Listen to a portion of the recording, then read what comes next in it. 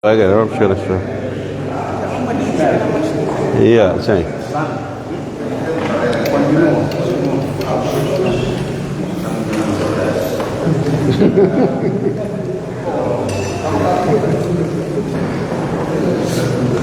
Estamos à sua espera, é? Yeah.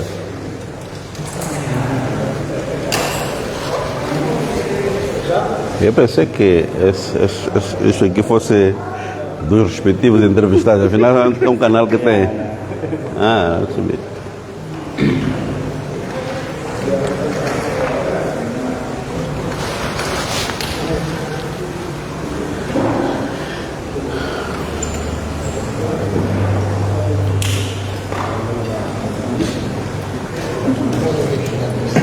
Está, eu que falo, depois nós vamos. Sim. Tem. O som? Bem, O varejador, está pronto. ok. Van, 2. Podemos avançar? Já? Muito bom dia a todos. Nós, 3 bancadas parlamentares da Assembleia da República, o Podemos, a Renamo e o MDM, decidimos abandonar a sala de sessões porque tentamos, antes da sessão, pedir o adiamento da discussão sobre as matérias fiscais, mas não fomos tidos nem achados. Isso revela a arrogância do governo, mas também a tentativa de regresso ao monopartidarismo, porque nós, como bancadas, valorizamos os ganhos da democracia. E a democracia pressupõe ouvir a todos. O setor privado não foi ouvido, todos tiveram acesso à comunicação da CTA, os deputados não tiveram tempo para trabalhar nestas matérias, o que quer dizer que o chefe de Estado, usando a prerrogativa regimental de procedimento simplificado para depositar proposituras da Assembleia da República, portanto, o arrepio daquilo que são os procedimentos, outros procedimentos da Casa, tem estado a enviar propostas à última hora. Estas propostas foram submetidas à Assembleia da República há uma semana, praticamente 10 dias, uma semana do encerramento desta sessão. Isto não deve acontecer, porque entendemos que o pacote fiscal vai em contramão com os pressupostos alcançados em sede do diálogo entre o setor privado e o governo e vai em contramão com o pacote de medidas de aceleração económica.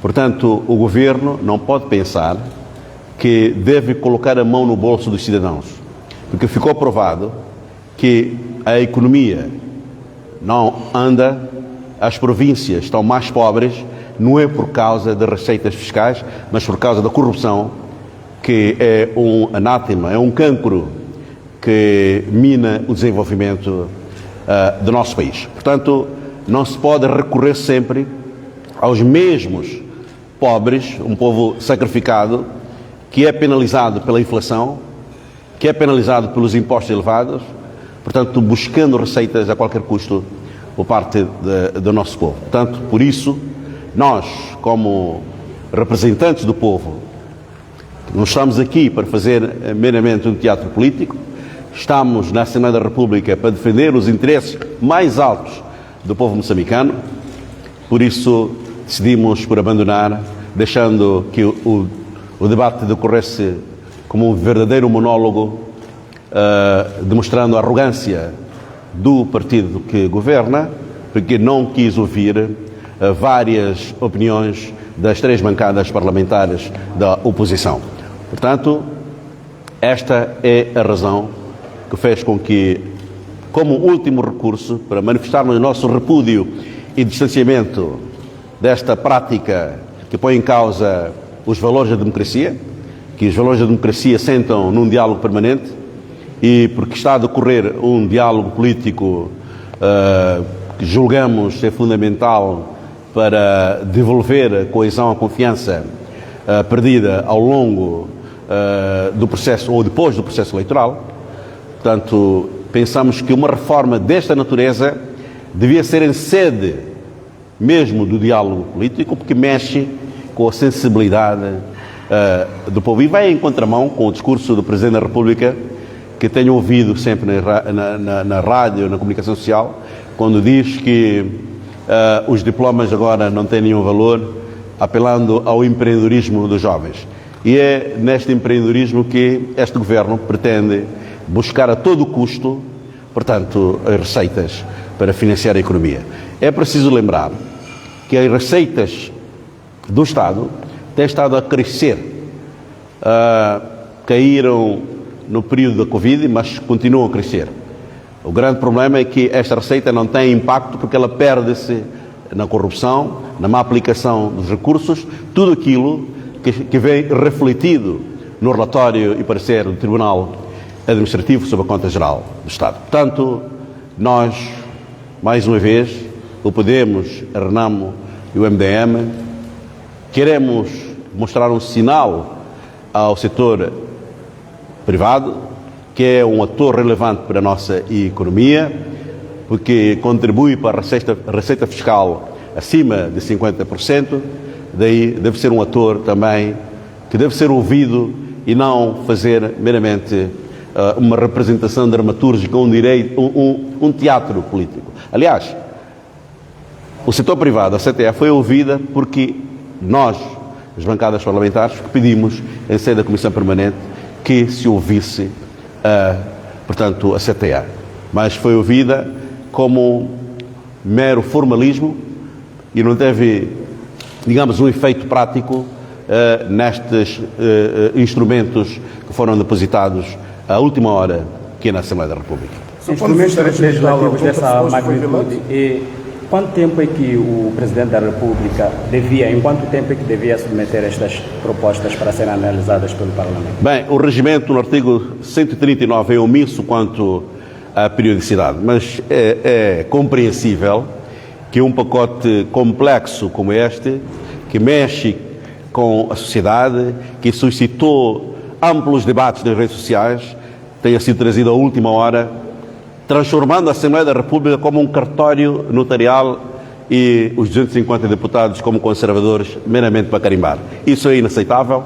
Nós somos deputados, representantes do povo e queremos escrutinar todas as propostas e o uso abusivo do artigo 139 não permitiu um estudo aprofundado, não permitiu a consulta tempestiva à CTA, que é um ator relevante na economia nacional. Portanto, não se deve comprometer o crescimento das pequenas e médias empresas.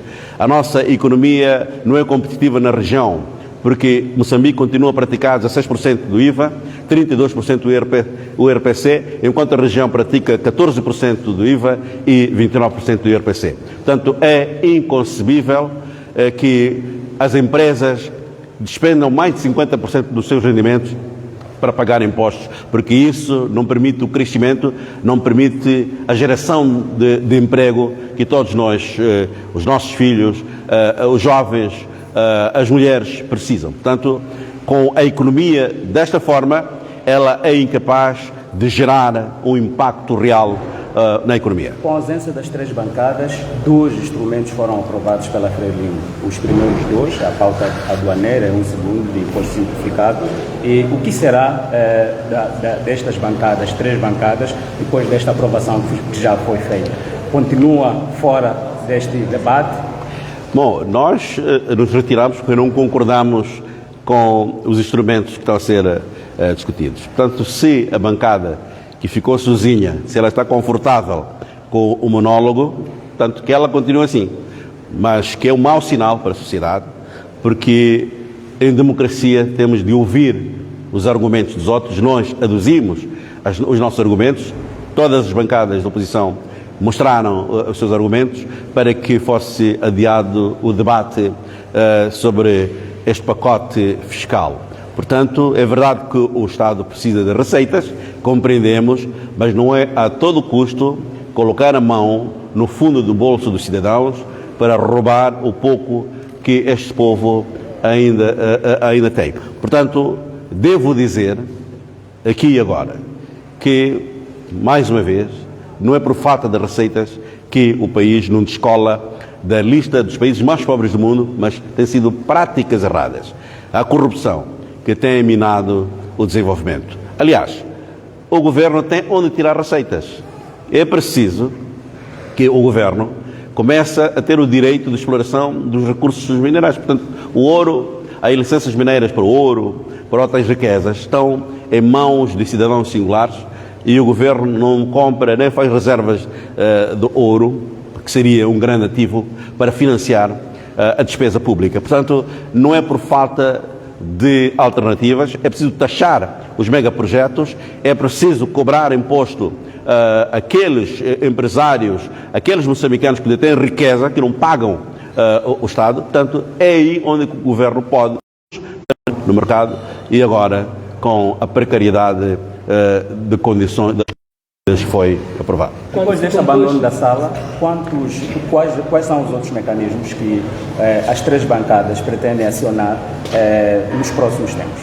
Bem, nós, depois da aprovação, obviamente que a sessão decorre, a aprovação ela vai decorrer com os passos subsequentes, mas nós, enquanto bancadas, reafirmamos a nossa posição de que não estamos aqui para carimbar as propostas vindas do governo sem o devido estudo, sem o escrutínio, sem envolver a sociedade moçambicana, porque, mais uma vez, um dos pilares do Estado de Direito Democrático e da nossa democracia, que são valores que custaram sangue ao povo moçambicano, é preciso manter o diálogo aceso para garantir que todas as ideias sejam ouvidas, todas as ideias sejam tidas em conta.